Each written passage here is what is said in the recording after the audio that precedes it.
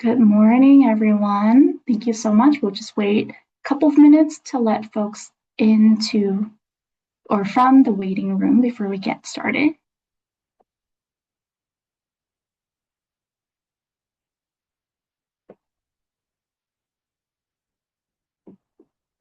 Okay, as we're rolling in, please add your name and organization affiliation to the chat. Quick introduction for everyone. And then welcome to the June 25 Community of Practice meeting, where we aim to foster alignment, coordination, and collaboration within the statewide digital equity ecosystem. On behalf of the state of California and the Department of Technology, we thank you for being here. If you haven't already, please add your name to job title, affiliation, organization. First, let's start with a few housekeeping items. So presenters, please cue Ricky to advance your slides. Select side-by-side speaker mode for the best viewing experience when slides are shared and for visibility of our ASL interpreters. Also, I heard that closed captioning is available by selecting CC closed caption on your toolbar and select show subtitles. If you cannot find it, depending on the version of Zoom that you have, please click that icon with 3 dots for more options. Please note that there is time allocated for questions. At the end of the agenda portion, we'll queue it, but in the meantime, use the Q&A box to type your questions related to that portion of the agenda while the speaker is presenting. Please use your raise hand icon on Zoom or *9 if you're calling in by phone. Our team will request that you come off mute or video. Feel free to turn on your mic or camera at that time. Chat will be off while the presenters are speaking so that no questions are lost in the chat, and chat will be available when prompted. This meeting, as you can tell, is being recorded. We will be posting the recording, slides, and transcript of the meeting to the Broadband for All portal. Please use this QR code right here or the link in the chat to access post-meeting materials from past events. We usually try to remediate all materials for web accessibility and have it available but within 10 days. So if you give us some time, we'll make sure to get this one uploaded by next week. And because of this, AI note-taking bots are not permitted and will be removed from the meeting. And so let's begin. Our agenda today include a digital inclusion partnership updates from CDT. Next, we will have a guest panel on digital equity data refinement. Then we will hear updates from CPUC on the California Lifeline Home Broadband Pilot Program. Next, I will talk a little bit about the DE Resource Finder Outreach Summer Campaign, upcoming grant opportunities, and community feedback in future meetings. So with that, I'll begin just to context for those who are joining us or has been here, just to reiterate, our goal for our DE Digital Equity Community of Practice is to emphasize on Goal 2 and 3. Goal 2, where all Californians have access to affordable broadband and necessary devices, and Goal 3, all Californians have access, trainings, and support to enable digital inclusion. And there are opportunities for Goal 1 with Middle Mile Advisory Committee and other engagement, and we can definitely link you and refer you to that. But for this meeting, we focus on 2 and 3. And thus the meeting norms, only questions, comments on the agenda items will be addressed. Our chat will be monitored. Any disruptive behaviors will not be tolerated, and individuals will be removed from the meeting if these aren't met. So with that, I want to hand the mic over to our Broadband Administrative Manager, James Spencer. Yeah, thank you, Anne, and thank you everyone for joining us today. We can go to the next slide, please. So my update today will be quick, but I'd just like to start with a thank you for your interest and response to the RFI Squared. We received many great solutions and recently formally closed it out.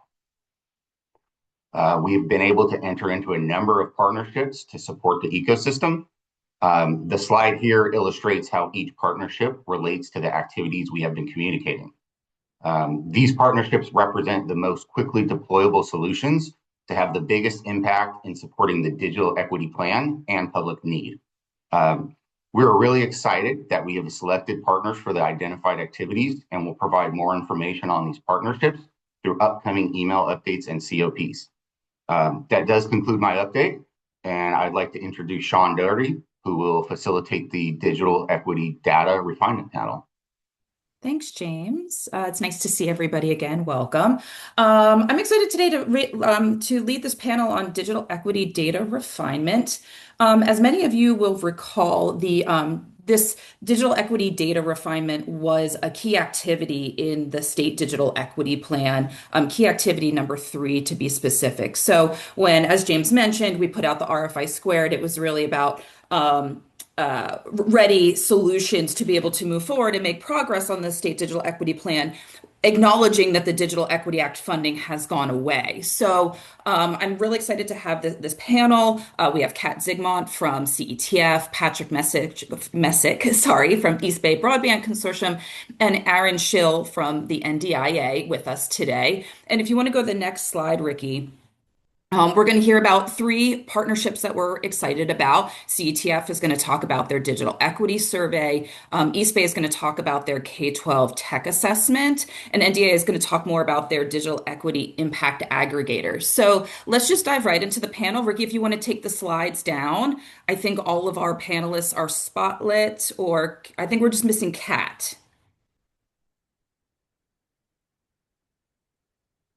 Oh, Kat, if you can just come on camera and then we'll be able to have you come on.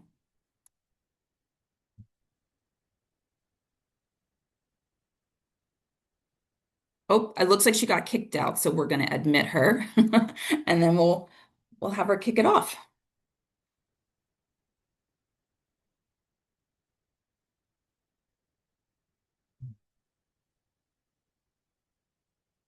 Great. Hi, Kat. Welcome back. Sorry about that. Best timing for everything. So I don't want to put a lot of pressure on you. I know you just kind of like dialed back in, but would love to hear or for you to start off kind of talking about CETF's digital equity survey, right? As that survey was out as we were actually developing the digital equity plan. It was really done in, I think close collaboration with the online mobile survey where we got 40,000 responses throughout the state of California. So would just love to hear, what is that survey? Who is the audience? How's it work? Maybe kind of some of the impetus behind it and kind of where we are right now. Great, absolutely. So our statewide digital equity survey builds on nearly 2 decades of research. So we started in 2008, and we have used a consistent methodology that includes random digit dialing for randomized survey respondents. And we do this in alignment with the population of California. And with that methodology, we can get a margin of error of less than 3% for statewide findings. That results in interviews in 4 languages over the phone. And at the end of the day, we get 1,650 households. Now we have to go to 5 times that many households to get that number of folks that qualify for our survey. But what's really important about our survey, the value, is that it has the ability to measure change over time. So we are trying to provide reliable, comparable data on broadband adoption, affordability, digital skills, and technology use by asking the same questions as a longevity study, for example. This is to see where disparities still persist, which populations still face barriers to full inclusion. And so we can see the trends over time. And that really allows us to see our progress in actually closing the digital divide, what topic areas we really need to focus on as we move forward to really get that closed. And, in the 2023 survey, we really documented important gains among older adults, for example. Low-income households were doing better, households with disabilities. But the ongoing challenges continue to be affordability, digital skills, language barriers, and rural connectivity. So we hope to be doing our survey in 2027, and then we'll have practically, since we started in 2008, we'll have 19 years of consistent data over time. Almost 2 decades. That's Yeah. exciting. So more about that timeline to come in a few minutes. But Patrick, I'm going to turn it over to you. I know East Bay is doing a K-12 tech assessment. You've already done it in Alameda, so would love to hear about what you hope to get out of this process, maybe some findings from Alameda to share here as well. Yeah, thank you so much, Sean, and to CDT for hosting these monthly convenings. So this effort began in the classroom. I was a middle school science teacher in East Oakland in 2020. And when the schools closed down and learning went online, we had to figure out a very simple question, which was who can attend class? My district sent out a technology survey, and I sent it out to all my students in my advisory. And then I spent months calling families, texting, trying to remind them to complete the survey, calling them and completing it with them. The central problem was that the survey was online. And so the families that we were trying to target most were the least able to complete the survey. Um, it was one of the biggest barriers. So we were asking families to prove that they lacked access by using the very access they did not have. That experience made clear that we could not keep solving a systems problem through an inspired teacher or one family at a time. We had to come up with a better way. And at first, the surveys asked a ton of questions. We wanted to make sure that we were equitably distributing devices. So we asked about race, geography, family income, grade level, all these household details that made the survey a Herculean effort. But we also realized that all this information already lived within the student information system. So we narrowed down all of these questions to two foundational questions. One, does the student have reliable internet access at home?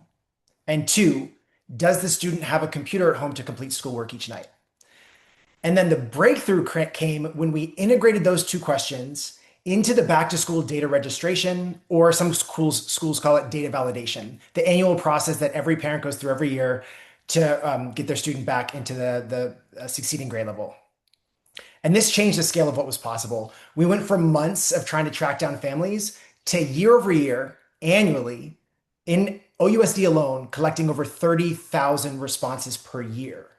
And instead of a separate survey, it became part of a process that families were already doing. Adding two quick questions into a much broader data collection was much easier than having a whole ad hoc survey. And because the answers were tied into the student information system, the survey didn't have to feel intrusive. We didn't have to ask their address. We didn't have to ask their phone number, because all those answers could be correlated with all the information that already existed. And then it helps the district act with precision. We could generate heat maps, priority distribution, targeted outreach, and intentional planning because it was all in a unified data system and we collected the data at scale. And most importantly, it was taking the burden off the families with the fewest resources and placed it back where it belongs, on the system itself. So that was the origin of the tech check. It continues to exist within many districts in many different iterations. And what we're really excited to do with this project is to kind of develop a report of best practices throughout the state and to expand this use by having school districts incorporate just these two questions. And I can share a little bit more later about what we're hoping to get from anyone on this call who wants to participate. Fantastic. So now we're gonna, I think, pull back a little bit in scale, and welcome Aaron from NDIA. And so NDIA created the aggregator, and I think maybe fundamentally it's about measuring collective impact. But Aaron, I'll let you speak to that. Kind of what was the development of this tool? How did that kind of come about? And I know it was developed under different times, and maybe how do you see that changing in the new environment that we're in? Yeah, thanks. Thanks for having me here. It's great to see so many familiar names and a lot of new folks also. So one of the most persistent challenges and questions we would hear from our community-based organizations all across the country is how challenging it is to talk about our work and the impact we're having, especially when we move beyond a single individual program.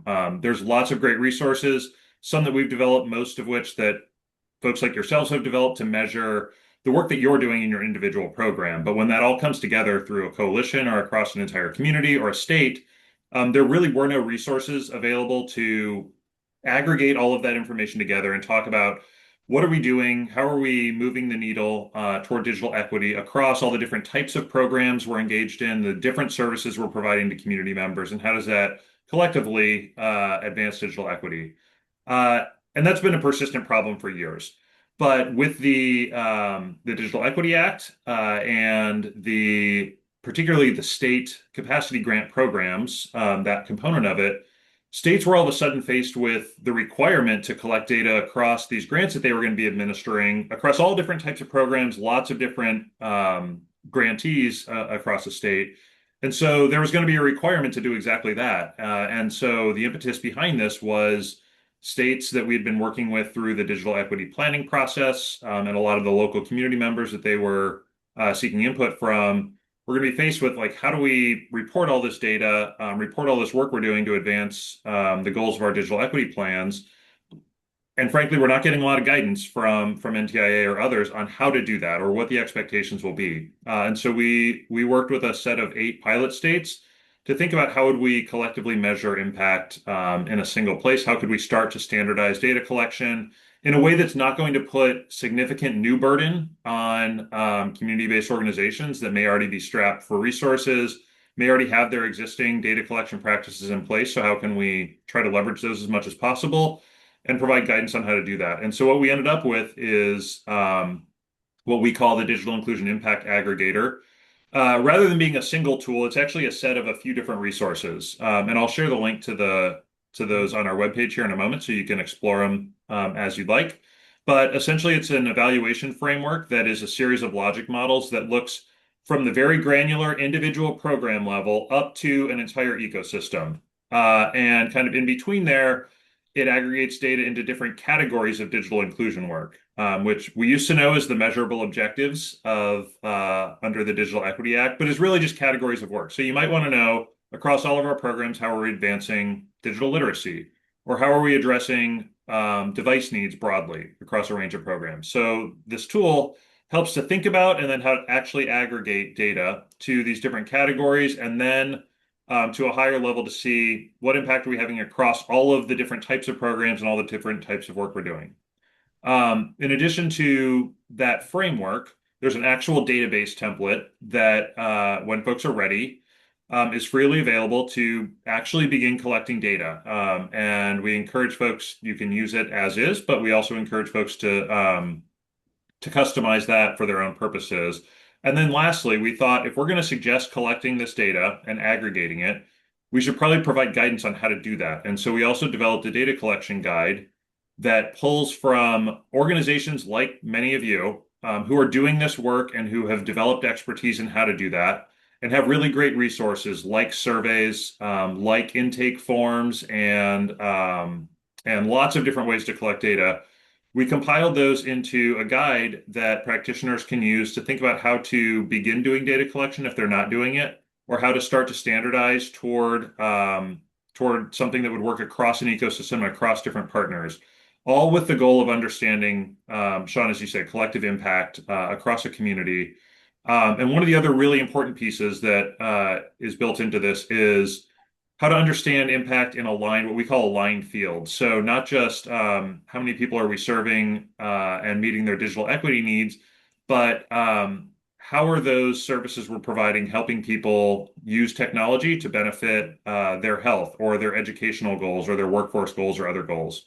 So that kind of aligned field impact is a really important piece to show how our work and impacts extend beyond the direct digital inclusion services that many of you all are providing. Great, thanks. And so I think for this next question, I'm gonna pose it to everyone here about kind of why is this work important? And I think, Kat, you touched a little bit on, being able to track progress with certain, demographic groups, and Patrick being able to see whether students can get online or not. But like, right, we know it's one thing to collect data. It's another thing to understand what the data says, and another thing to like, why is that investment, right? Because sometimes I think data refinement can be either time intensive, right? Having to make calls, because people completing the survey aren't able to actually access it online. I'd love to kind of dig a little bit more into like, why is this work a matter? And like, why does it matter to your organizations? Kat, do you want to start off with that? Sure. I mean, I think we just heard several reasons of why this data really matters. It matters to different groups. So it provides policymakers, community organizations, internet service providers, researchers, funders, this objective data that can guide their investments. It allows us to evaluate outcomes. And I think the 2027 survey for us will be especially important because we're going to be entering a new policy environment. And so, I think we can use this data to help set up the new administration on the priorities, what affordability programs are working, what populations are still continuing to face barriers. Are residents able to use broadband for education, healthcare, employment, and civic engagement, like Erin was talking about? So it'll provide this comprehensive statewide assessment that can be used to do decision making in various areas, or help community-based organizations focus their work on the most in need populations. Great. Patrick, do you want to take that next? Yeah. At a very human level, I think this work matters because most broadband maps don't capture my students' needs. A broadband map can tell you if a home has hypothetical service, but that's not a lot of help at 10 p.m. when a student's trying to study for their SATs on Khan Academy. That wall jack is not going to help them write a term paper when they're typing away on their phone. And having a serviceable address for a low-income family doesn't mean that they can afford service. California has made historic progress in infrastructure, led by CDT and CPUC, local governments and tribes and providers. They've helped to move billions of dollars to put glass in the ground, to create new networks in places that have left behind, and that's really foundational. But for students, the question is more direct. Like, can I get online tonight? Do I have a device to do my homework tonight? And in high poverty school districts, the answer is too often no. Persistently, we've seen in high poverty school districts, 1 in 4 students goes home and doesn't have a reliable internet connection. And the truth is that whether we like it or not, learning has changed.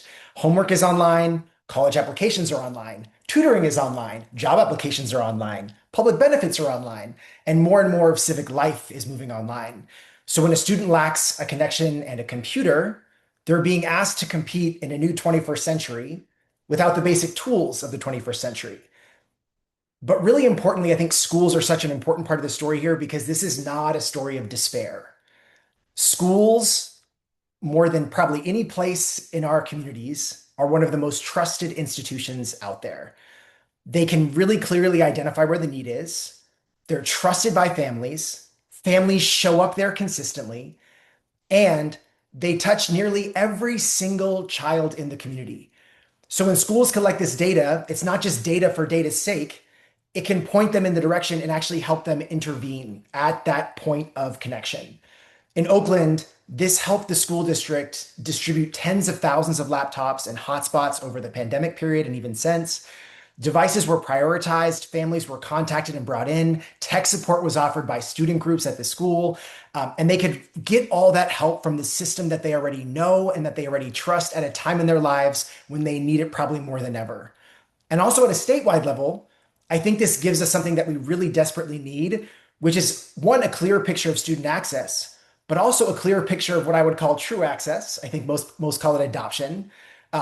Not in some hypothetical sense. You could potentially be connected, but who has a connection? Who has a computer? Where are the gaps? Where are these historic investments really working? And where do we need to do more? Schools are such a powerful place, and we have to do more to take advantage of this really critical period in life.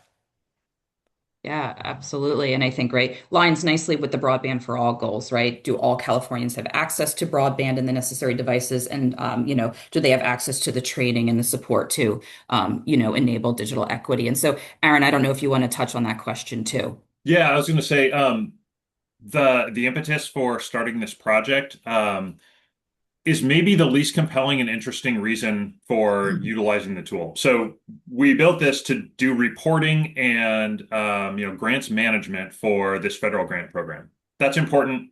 We should know where the money is going and the impact that it's having, but no one gets excited about grant reporting. What we think is really interesting is how we are seeing states like California and some of the other states kind of post Digital Equity Act funding. Um, how and why they are interested in using a tool like the aggregator, and coalitions who are beginning to use this tool and adopt it, who are looking at it entirely voluntary reporting, bringing along coalition members and community partners who are interested in understanding like what are we all doing here. We have a feel often for like heuristically what's our impact. We have stories, we have impact stories, we have a feel for the work that we are doing as an individual organization, but it's really hard to understand like how are we impacting the overall ecosystem, and this will provide insights into that and allow for one more effective use of funding, so we can see where there are gaps or needs that aren't being met. Um, what I think is really interesting and exciting is we have some funders and states who want to use this as both a data transparency tool and a way to provide information back to those organizations who are reporting data to leverage their own data and the data of others to tell their story and demonstrate why this work is so important and why others should support it, whether that is through funding or whether that is through joining a coalition and becoming a stakeholder and getting more invested in this work. It's a way to shed light on the work that's happening in a way that we haven't really been able to see before across an entire ecosystem. And being a relatively new tool, those use cases and how people will end up using that data is still evolving, and that's one of the more exciting pieces is to see how to when we have a data set that allows us to see work across an entire ecosystem and across all these strategies. Seeing what people do with that and how they communicate about their work is the part that's really compelling, and I'm excited to see how that develops across the different states and partners that are using it. Great. And I know some of this work is just kind of getting kicked off. But Kat, is there any ways, we have a whole community here that may be thinking a little bit in the future how folks might engage, be able to participate in this effort as kind of the survey process starts to kick off. I think you mentioned early 2027, so. That's correct. Yeah, we're hoping to do this in early 2027 and release a report in late spring. But yes, the community of practice here, this great community, can play a critical role, and that is thinking of what are the focused questions and emerging issues that we need to understand in order to really close the digital divide. So we would absolutely welcome folks to provide questions that they would like included in the 2027 survey, so that so we would like to hear from you all to make sure that we are collecting the most critical data right now and the data that we need to actually make a difference in closing that digital divide. So we are going to obviously continue with the questions that we have been asking over time, but we do ask time specific and pressing questions. So we are welcoming the community of practice to submit what you think we should be asking. Great. And I think we'll try to figure out a way to Yeah. maybe Yeah, to submit. help that be a little bit more Yeah. organized, right? Fair enough. Yes. Yes. And We are all of just that. starting that planning process. So, Yes, so yes. So more to absolutely. come, right? Yeah. Absolutely. Yes. Yeah, more to come. Great. And Patrick, is there ways that the individuals on this call can engage? Yes, yes, yes. Y'all, school is out for summer, and we need your help. As they say in the Bay Area, there's strength in numbers. So if you work in a school district, if you support a school district, if you know someone who does either of those things, and you can help us get those two questions into the back to school registration or annual data confirmation. Again, just these two questions. Does the student have reliable internet access at home? And does the student have access to a computer? This is where we need to start. Now, some districts already have these questions in their back to school registrations, so we'd love to bring them on to this statewide project. Some districts are open to adding them, and we have kind of templates that are ready to go plug and play. So we're looking for districts across California, urban districts, rural districts, tribal serving communities. We want to understand what student access really looks like across different places, different systems, and different communities. We're not going to ask districts to share student level data. That's protected and protected for good reason. We're going to ask for aggregate de-identified results. We're going to amass those all together. And school districts will be able to decide whether they want to be named explicitly or participate kind of anonymously, in Northern California tribal serving community, for instance. Just these two questions, but we have a very short implementation window because many school districts are already kind of finalizing their questions for back to school. So please, please, please help us. You can email info@eastbaybroadband.org and just say, hey, I'm interested in learning more about the K-12 data project, or hey, I know a district that you should contact. Here's their info. Whatever you can provide for us. We're in a bit of a blitz right now because we want to integrate as many districts as possible so that this can really be an incredible process of robust learning so that we as a state can make our better investments, make better programs, and really figure out what our students and families need.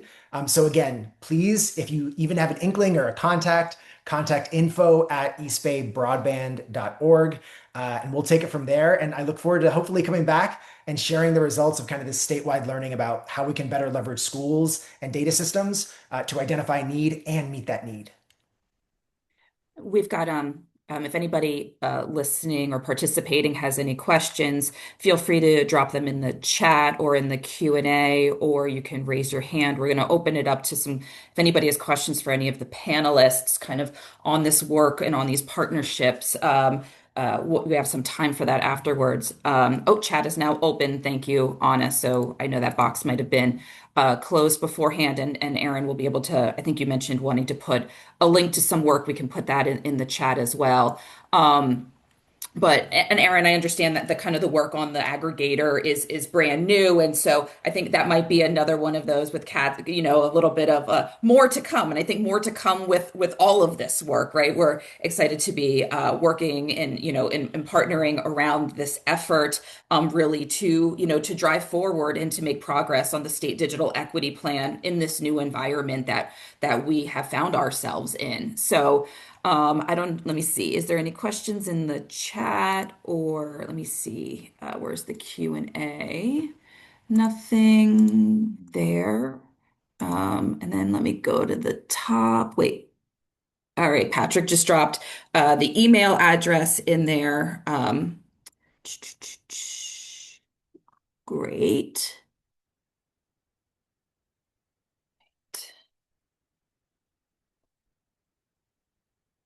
All right.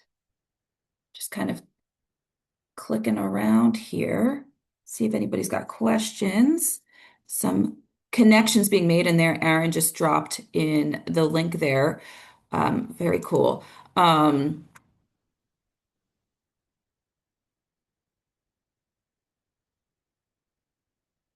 Great. And I think, we'll hear more about this work ongoing in future communities of practice as well. And so please stay tuned.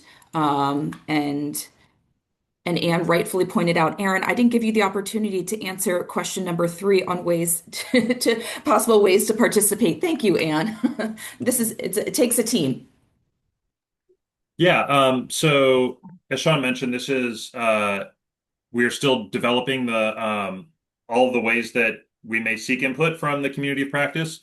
But there are a couple of things that y'all can do in the near term. One is some of the aggregator resources that I shared may be useful to your own data collection purposes, in particular, the data collection guide that's intended for practitioners. So would encourage you to use that if you've been thinking about how would we collect certain types of data about the work we're doing. In addition to that, we may be coming back to you all at some point. We're starting with working with the team at the state to think about how do we gather data to speak directly to the Broadband for All and State Digital Equity Plan goals. Um, but we are also thinking in the long term, how do we collect data and engage this community of practice and others across the state? So what I would encourage you to do is think about what data are you currently collecting? What data would you like to be able to collect, or what would you like to be able to say about your programs? And how would you like that to appear in a broader statewide effort? Like, how would you like your data to appear um, alongside data about other similar programs or other types of digital inclusion programs? In particular, you may think about what would you like to be able to say about your work? Like, how do you talk about impact now? And what barriers or challenges have you had when you're trying to speak about impact and communicate about the work that you're doing? That is information that we may be coming back to you to get some input on, trying to understand like how do we use this data that is collected in a way that will be most useful to you all as practitioners to talk about your work and how it fits into this broader statewide ecosystem. The last thing I want to note, if you're kind of thinking about, well, I may be asked to report my data to this statewide system, similar to what Patrick mentioned, nothing that goes into the aggregator tool is record level data about individuals who are served. All of it is aggregate data talking about number of people served, maybe from a particular demographic group, but it's all about aggregate data. How many people are being served? How many people are we impacting in different areas and in different ways? In that context, we want to start out, hopefully alleviate some concern about reporting and data privacy, but also encourage you to think about how would you like to be able to talk about your programs in the future. Great, fantastic. We do have a couple questions that have come in. One is, kind of basic, is their contact information for the speakers. So I will allow the speakers to either put it in the chat or communicate how they wish. But one comes from Darby Hatfield, and I think, Kat, this is for you. Are most of your participants of your survey, probably in the past, adults, or is there a mix of young adults and adults? I don't know if you want to talk a little bit about the demographics. Yeah, absolutely. So, because we do random digit dialing, we don't know who our participants will be. We do have qualifying questions when we call. So they are 18 or older, and then have some qualifying questions at the beginning of the phone call. That said, we do, as I said before, have the spread of demographics match the population of California. So we do have young adults being 18 and above, but it is essentially a blend that is consistent with the California population. So that's our ultimate goal, to match. And then, obviously we ask about their, income level, race, ethnicity, etc. And we have worked with partners in the past. For example, we needed more representation from the disabled community. And so we worked with social services to get an extra group that we could do concentrated calling towards. But we do not believe we're going to need to do those this year. But that is just to say, when we see the results coming in and we monitor it constantly, we do sort of pivot where we have gaps in reaching our goals in matching the California population. Great, thanks for that. And we have another question that came in, and I think Patrick, this might be a little bit for you. I've comes from Bill Payne. I've heard a lot of exciting updates for the K-12 population, but what about the adult target populations, and what are the adult target populations, and are there additional efforts around those? So, Patrick, your effort is K-12 focused, so not necessarily geared towards adults or adult education, which we know is a big effort as well. But obviously, I think Kat spoke to, over 18 is kind of one of the qualifying questions for the CETF digital equity survey. But totally acknowledge that there is also like important adult target populations as well. Yours just happens to be K-12, correct? Yeah, but I'll also say this, K to 12 students live in households with their grandparents, with their parents. with their older siblings. So it is a really powerful snapshot of the community. Yes, families with students are a unique subset of our population, and it excludes, elders that are living on their own and other populations. But you can generate a heat map with this data that shows you the communities of need. And if there's a lot of students in Deep East Oakland that don't have internet connection, you better believe that a lot of their neighbors don't as well.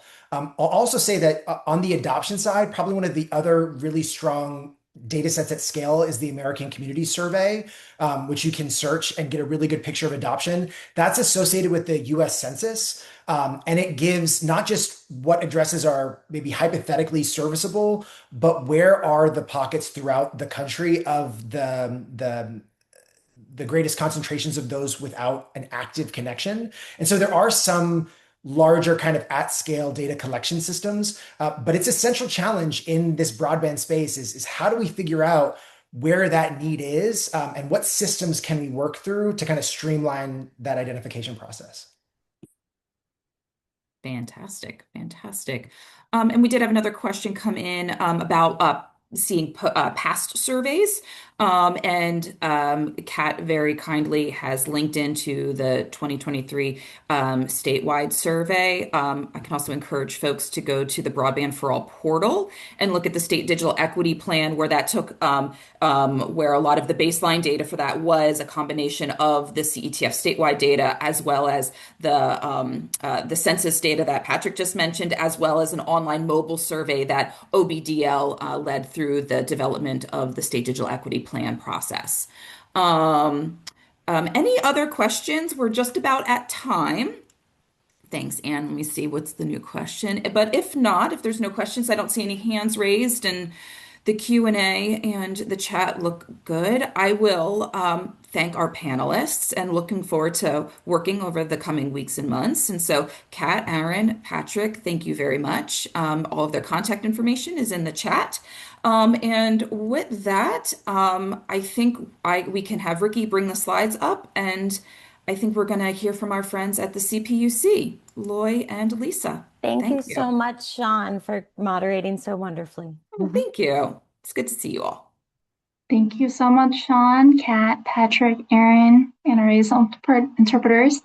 Please take a moment to welcome Loy Nguyen and Lisa Anthony from the California Lifeline Home Broadband Pilot Program from CPUC. Loy, whenever you're ready. Lisa, you too. Hi, great. Thank you so much, Anne. We're happy to be here again to provide updates on our California Lifeline Home Broadband Pilot Program. Next slide, please. We're happy to share that we received 2 advice letters from Connect2 Communication and Frontier Verizon. They're both currently under review, pending our review. We have 4 providers that are pending onboarding, system interface testing, and submission of marketing materials for approval. We have 13 active providers that are offering broadband service and enrolling new customers. I will hand it over to Lisa to provide updates on the subscriber count and additional resources we just developed. Lisa? Thank you, Loy. If we can get the next slide, please. So I'm going to start by giving you an updated count on the broadband pilot, and these numbers are very current as of Monday this week. So I'll give you a pretty accurate account of where the enrollment stands to date. So as of Monday, June 22nd, the total count was 19,693. 70% of those are coming in as broadband only service. So that's 13,718 individuals. And about 30%, 5,975, are under bundled broadband bundled plans. So there seems to be currently a preference for that broadband only service. Drilling down into the details of the enrollments of who's coming in as new to Lifeline discount versus those that are transferring. And a transfer is they were receiving a wireline or wireless traditional Lifeline discount, and they chose to transfer over to a broadband pilot discount. So about 81% of individuals enrolling are coming in as new to Lifeline. So that's 15,970 individuals. And transfers account for the remaining 19% at 3,721 individuals. Next slide, please. So we shared in a previous update that the program was working with the third-party administrator to create a one-page flyer. This came about from community-based organizations that were contacting the program saying, hey, can I get a flyer that I can pass out, just something brief, one page that gives some information on the broadband pilot and how people can sign up so we can help raise awareness around the broadband pilot program. So we were working on that previously and are happy to say that is now available. So you're seeing a print screen of it now. I have provided PDFs over to Anne, so you will get copies of these in the languages that they are available in currently. That is going to be English, Spanish, and Chinese. Those were the most highly requested languages, so we prioritized those. But we do have other iterations that are in the works for Japanese, Korean, Vietnamese, and Tagalog. So those will be forthcoming and will be made available as soon as possible. Should be within the next couple of weeks. But basically, the flyer gives just a brief overview of what the Broadband Pilot Program is, what discounts an individual can receive, and then how to get started. Find out if they qualify, then if they have a provider in their area, and then to get started on that application process, they should contact that provider. So that will be available. The other thing that you see here is a link under item number 2. This will take you to the California Lifeline Home Broadband Pilot Program page. So this page was developed basically to put all of the information, all of the resources into one location. So if you click into that, and if I can get the next page, please, it will be very small, but it'll give you a snapshot of what you can see here. So it gives you similarly information on what the Broadband Pilot Program is, discounts, provider participation, and even the list of available service providers by region, and that is based on zip codes. So these are some resources that are available, and we hope that are very helpful to you. And that takes us to the end if anyone has any questions for us. Thank you so much, Loy and Lisa, for joining us at our monthly community of practice. We really appreciate having you here. And I'm sure folks are very excited to see that there's some promotional materials that are now available, such as the flyer that can be distributed across the ecosystem, and then including that map that you highlighted, Lisa, with the ISP providers by geographic region. So yeah, thank you so much for sharing those updates. So we do want to open up the floor for any questions. We kindly ask that any questions stay on topic as it relates to the Lifeline program. Great, I do see that there's already a question there. Says, can the PDF one-pager flyers be accessed online to share? And I believe that's already on your website. Do you want to confirm that? This is a great question, and it is not yet posted on the website, but we are working on adding that. So we will let you know once the flyers have been added there. But yes, they will be. Great, thank you so much. And then it looks like also folks may just want to be able to follow up with any questions if there is a contact info that you'd like to share if folks have any general questions or anything as it relates to the Lifeline.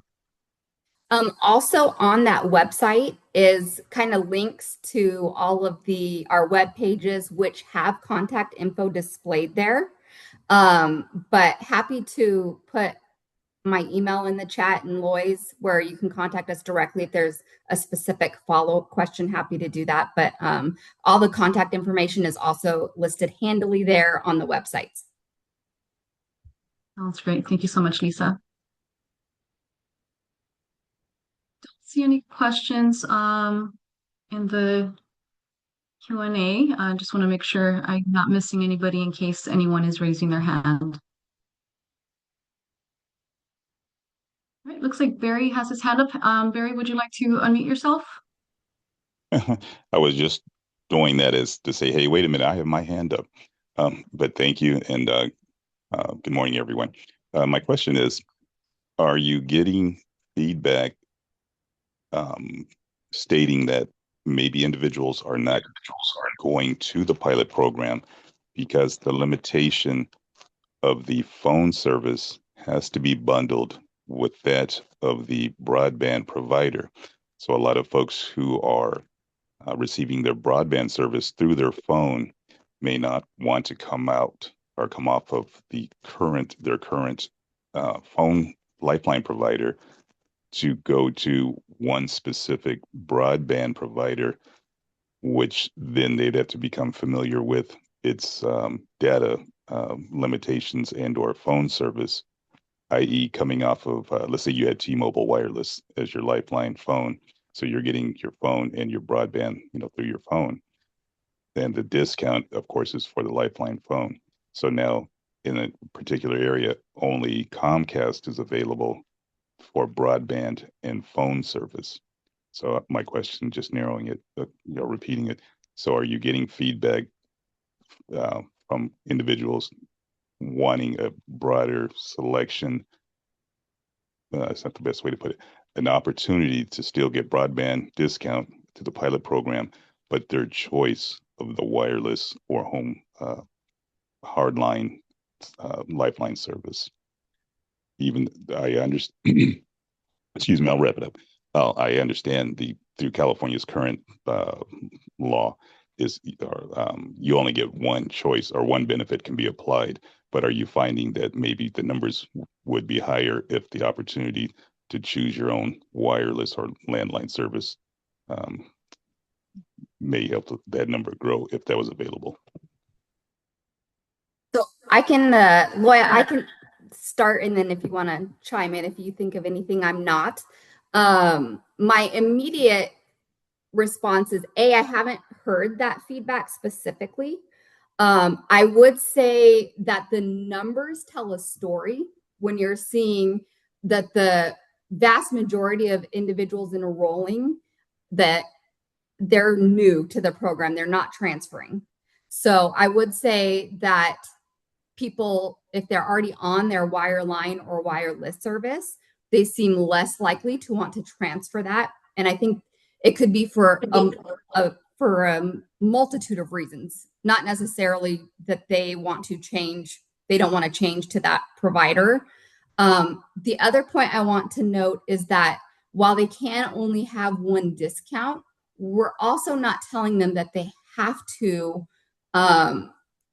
let go of a wireline or wireless service that they have.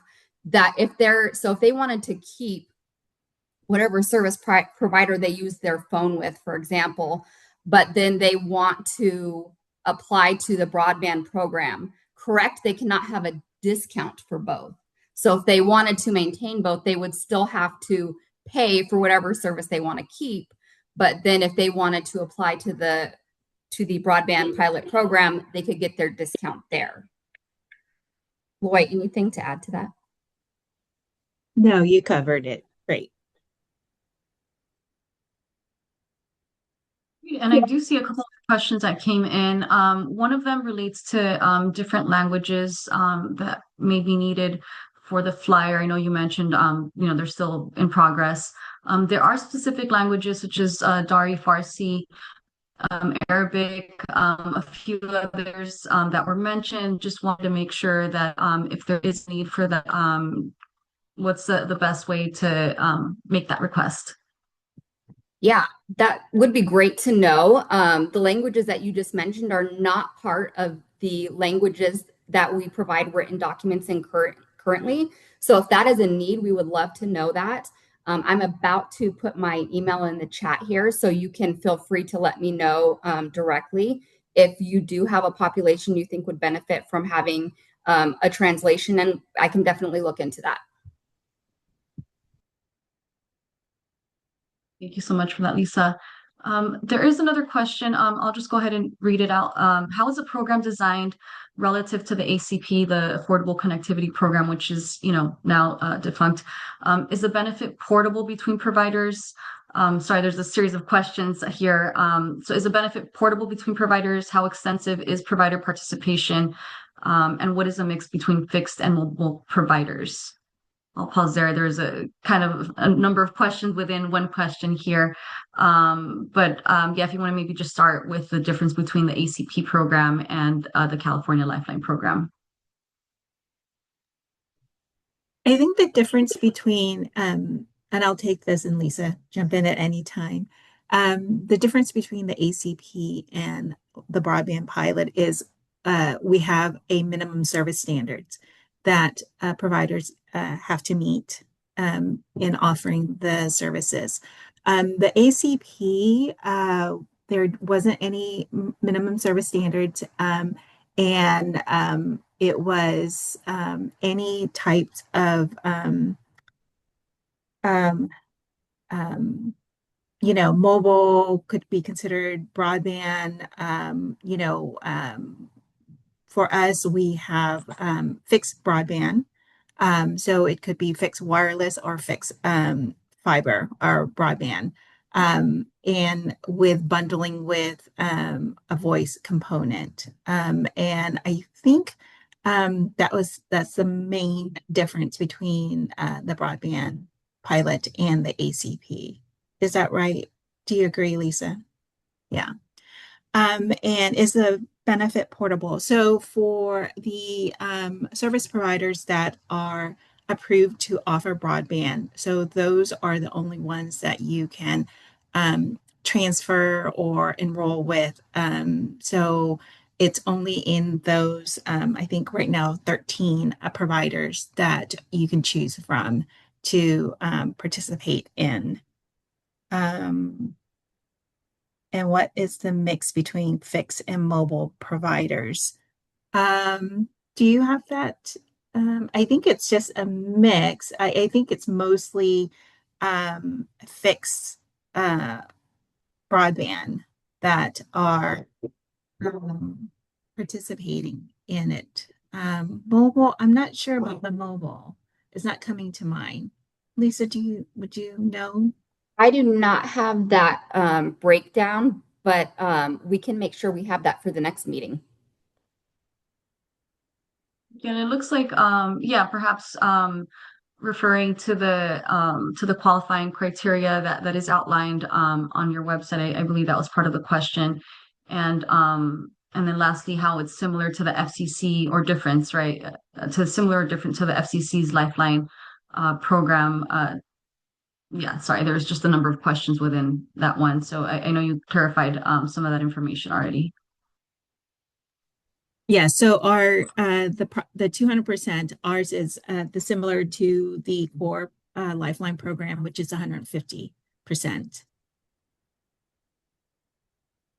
And if you go to, the website with that was provided earlier, it has all the information regarding program eligibility, participating providers, and a lot of other information.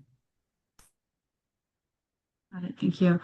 And then there is another question regarding perhaps some challenges with one of the service providers. It looks like they're being referred back to the Lifeline program. I'll just go ahead and read it out. The only service provider that will be offering the discount in San Diego is Spectrum. When you call Spectrum, the call can be answered by an office anywhere in the US, and the agents are pointing back to the California Lifeline to apply. But my understanding is that the ISP has to start the application process and at least provide the enrollment number to apply. That is good feedback. Thank you.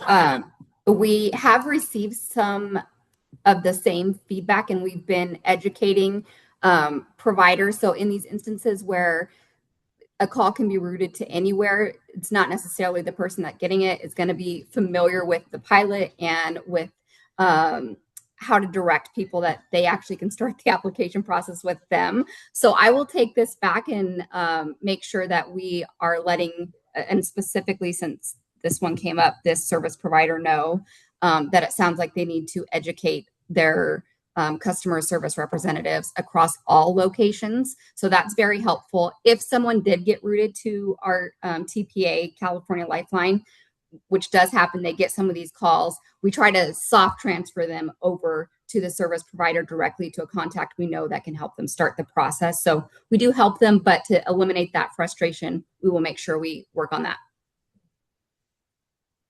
Thank you so much. And then there is one person that has their hand raised. Barry, would you like to unmute yourself?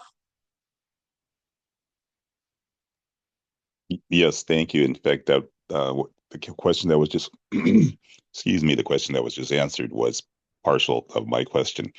To that, the Universal Lifeline folks, which are separate from the California Lifeline, that's a distinction that really needs to be hammered home for folks, because most of us are used to hearing, Universal Lifeline, and you would dial that number, regardless if it's there on your flyer as its link. But if someone is to go with familiarity, they would go universal, which is the federal, which is now, I understand, non-existent. But to that, with the, as you stated, the ISP providers, if you get their main customer service, again, as you just quoted, they're like, well, we don't know anything about this. Maybe you're thinking of the Internet Essentials. So that's another department or number. So if there is a way to highlight California specific sorry, my allergies are closing my throat here. The California specific lifeline versus the universal lifeline, just really hammer home, you need to contact the California Lifeline. And as you stated, the ISPs hopefully will educate their customer service agents that yes, all of them can take the call and start the process. Thank you. So we are definitely aware there's a lot of confusion now that federal and California are completely split in two different programs. That is feedback we get a lot. We are very limited. We have no say on how federal Lifeline enrollments are handled. So we are just trying to do everything we can on our side to raise awareness. We have added verbiage to our website that when someone's applying for California Lifeline, you may also be eligible for federal, and direct them to where they need to go to that. For our renewal process, letting them know that, just because they're renewing for California doesn't mean that that renews them for federal, and they need to work with the federal Lifeline to renew their service there. So at every point we can, we're trying to make sure to start to incorporate that, and we'll definitely take the feedback and see anywhere we can do that for the pilot as well. Great. We do have one last question that we're going to wrap up so we can transition into our next portion. And it's related to some of the challenges between the FCC's Lifeline and the ACP, the former ACP program, which also has some challenges in enrollment. So just concerns about how folks who may be low income or have low computer literacy skills may struggle to get through the enrollment process, and just any thoughts around that, how to address any of that. Yeah, we actually have a staff proposal that's out right now that would work towards developing our customer portal 2.0, where individuals can apply directly to the program rather than going to a service provider first. And part of a future iteration of that is a trusted partner approach.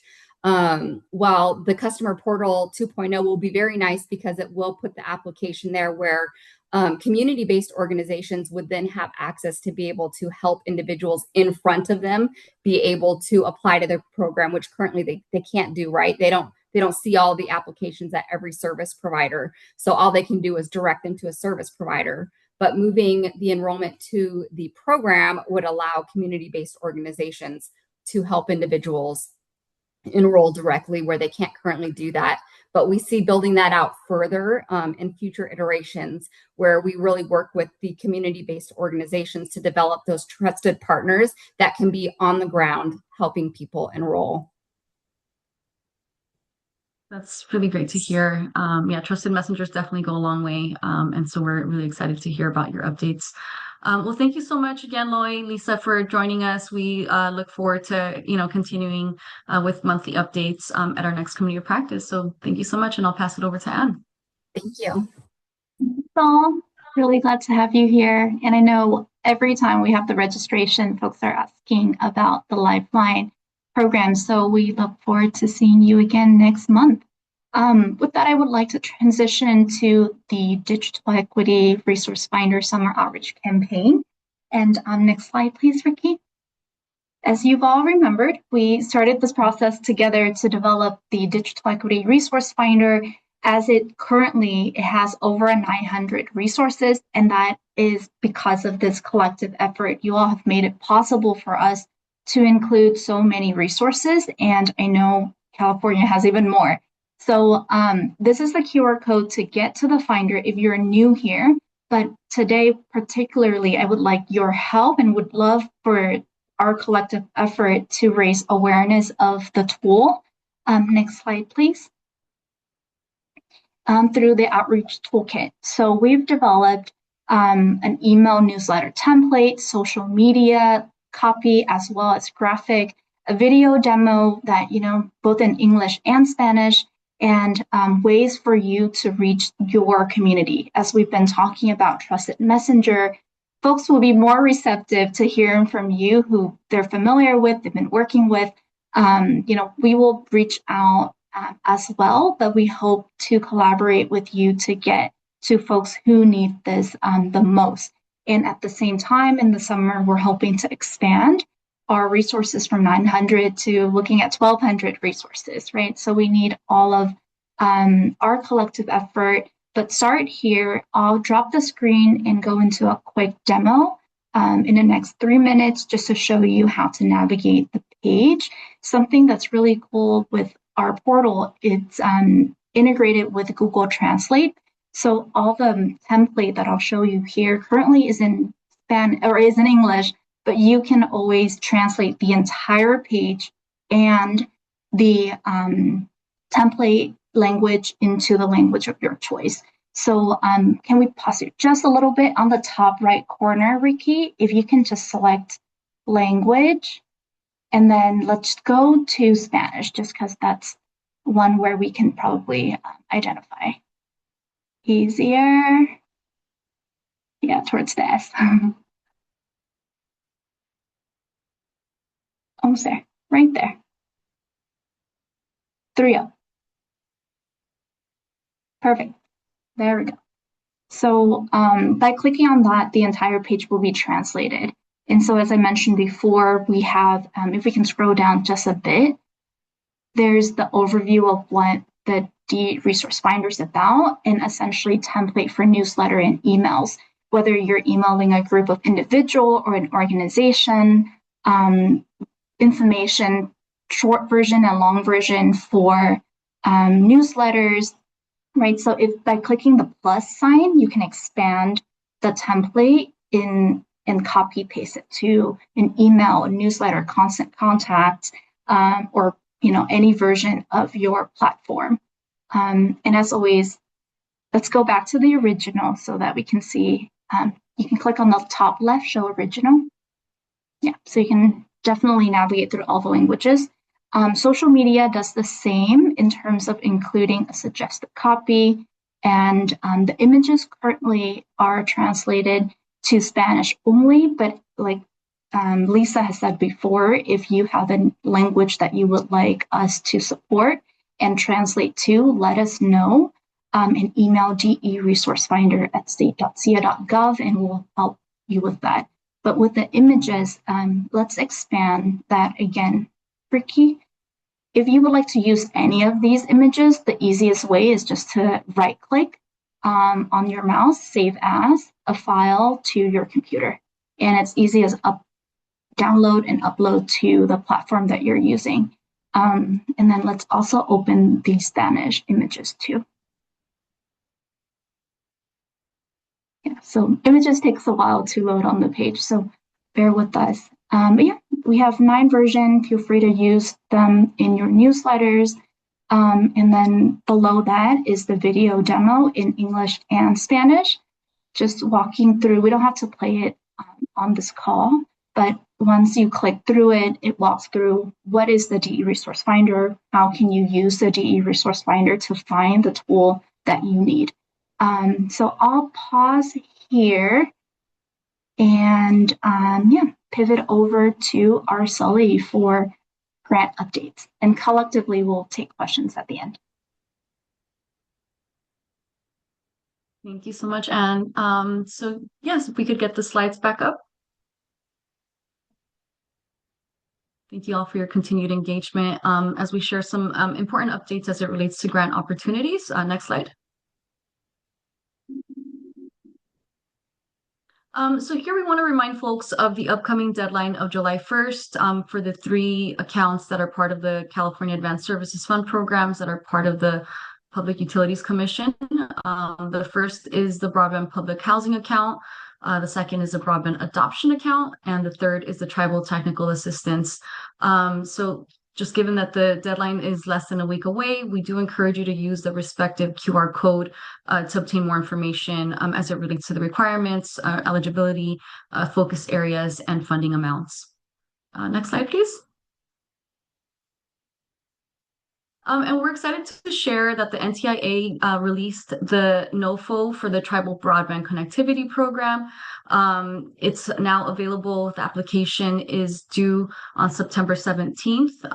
And the TBCP, for short, supports tribal governments, tribal organizations by bringing high-speed internet to tribal lands, including broadband infrastructure, telehealth, distance learning, affordability, and broadband adoption.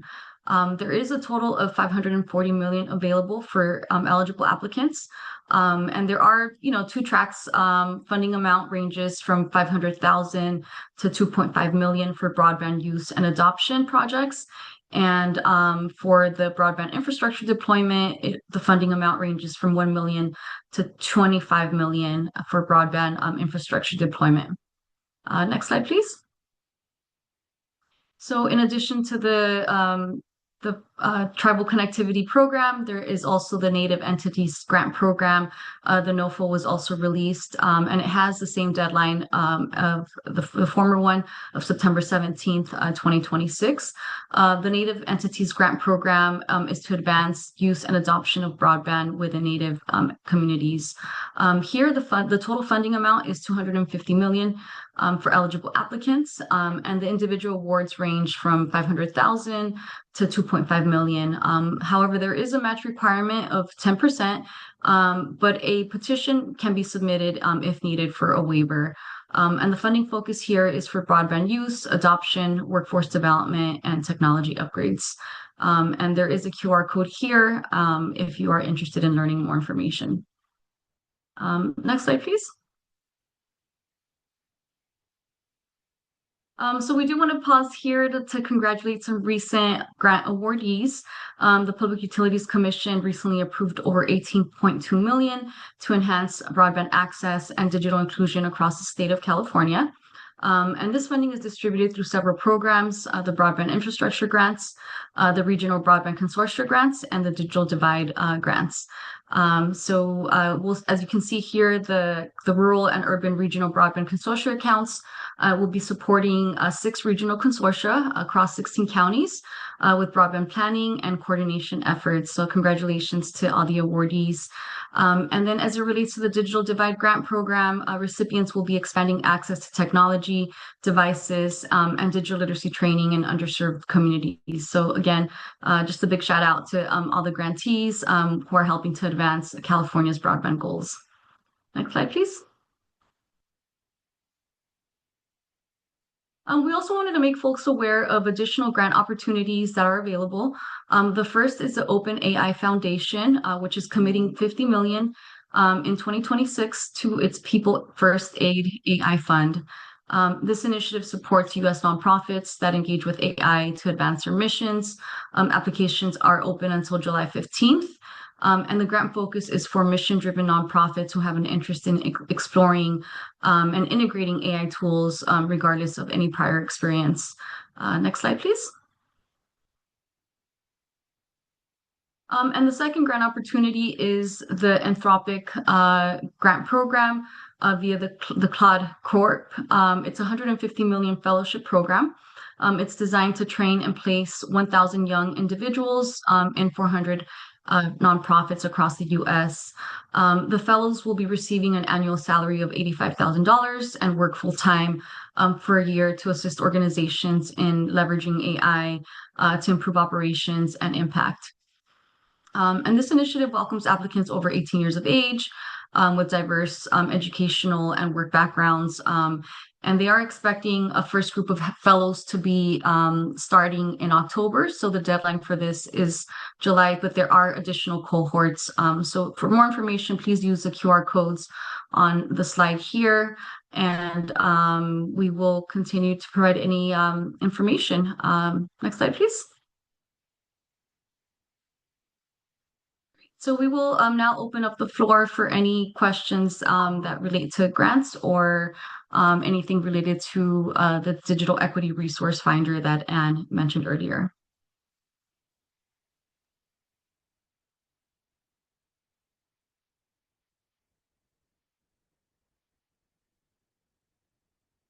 These slides will be shared, Patrick.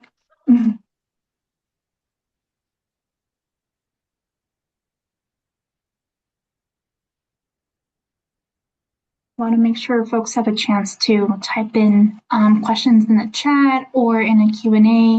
We will take live questions as well. But congrats, Patrick. I know there are others on this call, just that your camera is on, so I wanted to congratulate you and East Bay Broadband Consortium. Hey, thanks so much. I'm looking forward to all the RBCs kind of working together to keep advancing this work. We have one question here, Arceli, and then I see Rebecca's with hand up as well. I'll take one chat and then we can go to Rebecca. Are we allowed to add organizations logo to Broadband for All social media assets? I say yes, if it's coming from your newsletter, although currently it's not designed for you to add it easily, but if you know how, please do so. That is definitely okay.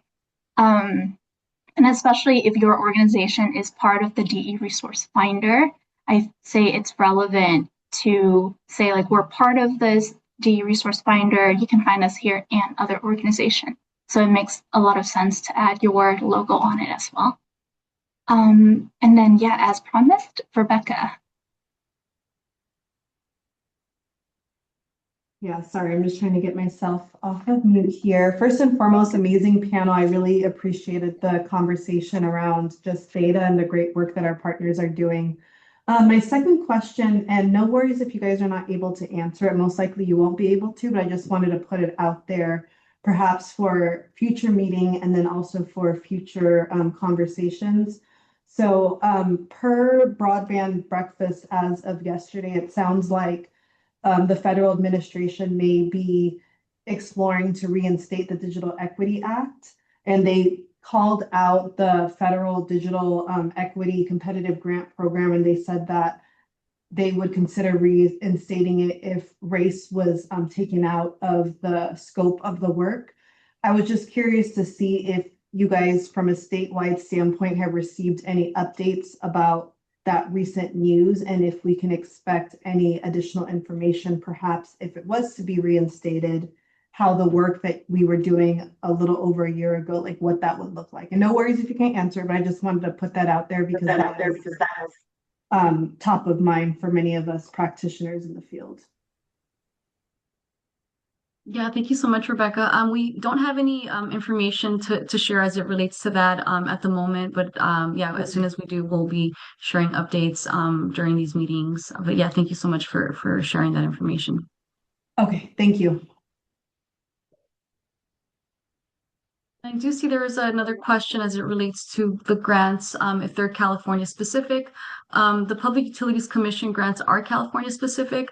However, the NTIA grants are open to Native organizations or tribes. And so you can definitely use the link there to the NTIA for more information. And then the other grants related to AI training and the fellowship, please take a look at that. I don't believe that is California specific, but please take a look at that for more information. Yeah, definitely encourage you to read through that. Araceli. And Jay Randolph, I see that you're asking questions here. It may not be specifically relevant to the DE Resource Finder or the grant, but happy to connect offline to talk over these questions with you, if that's all right. Because I think it'd be a larger conversation unrelated to what we're talking about at the moment. Thank you. Awesome. I am not seeing any more questions, Araceli. Maybe we can just move on to the next portion and stay back for, oh, I see someone. Cynthia. The FCC recently released a draft proposing asking whether E-rate should be limited or sunset. What can we do to protect this essential program for schools and libraries?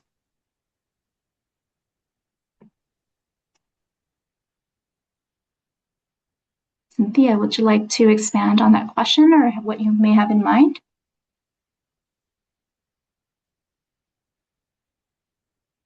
I'm also happy to jump in, Cynthia, because I know we've been talking about this a lot. Yeah, recently it was announced that the FCC was considering sunsetting the E-rate program, which brings over $1 billion to California schools and libraries to provide high-speed internet.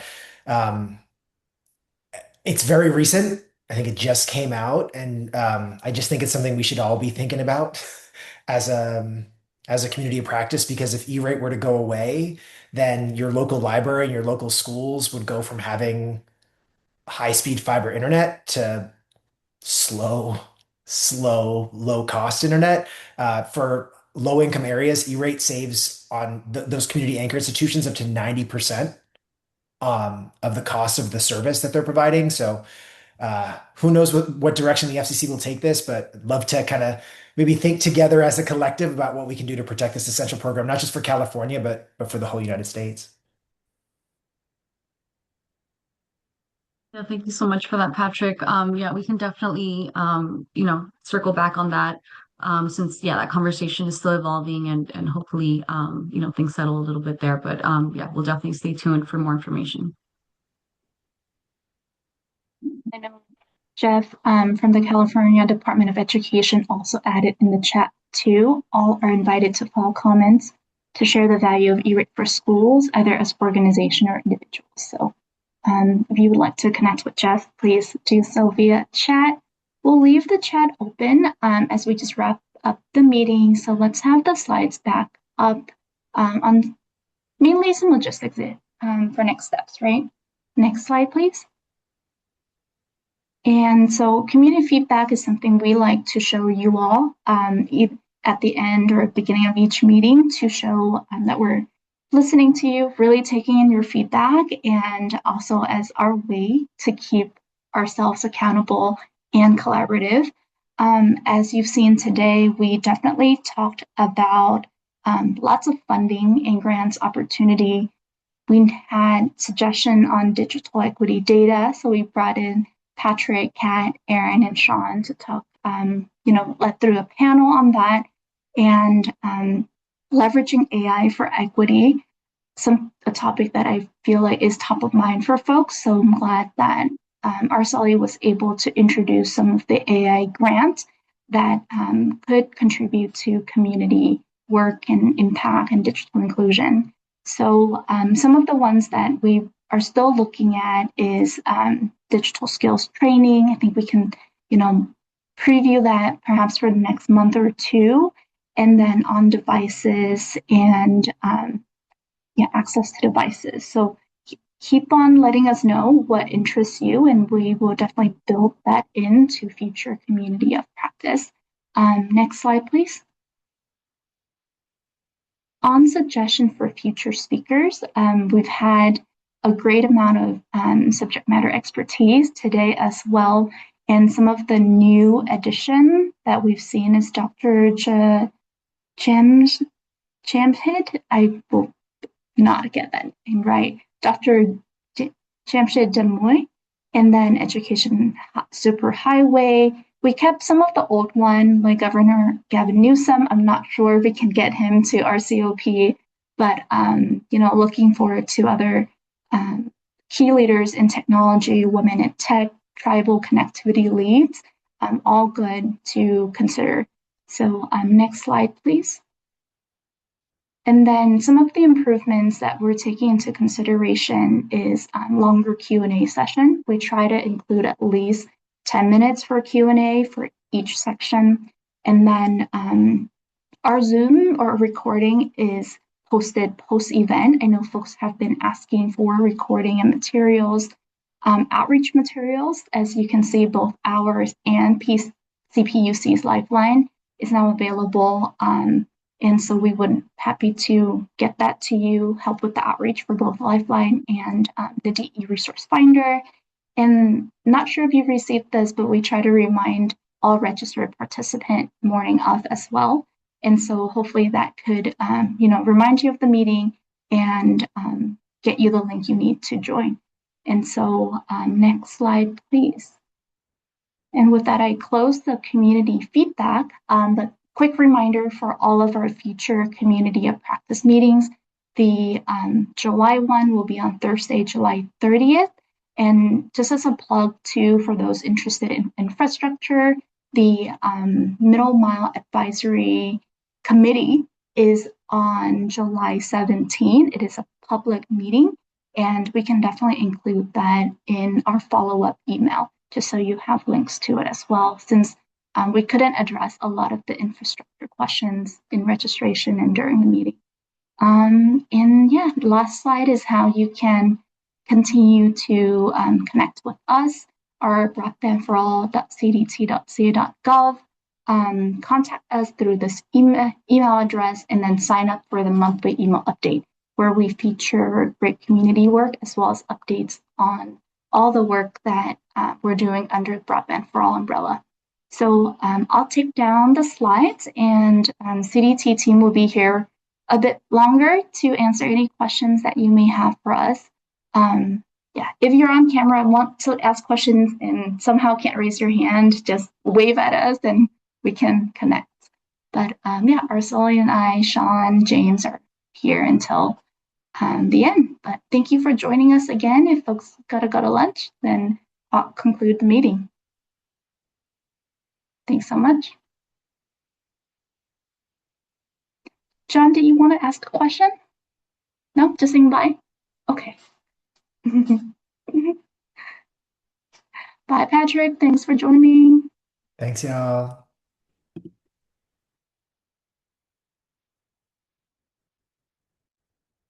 Thank you, Sarah. Thanks, Crystal.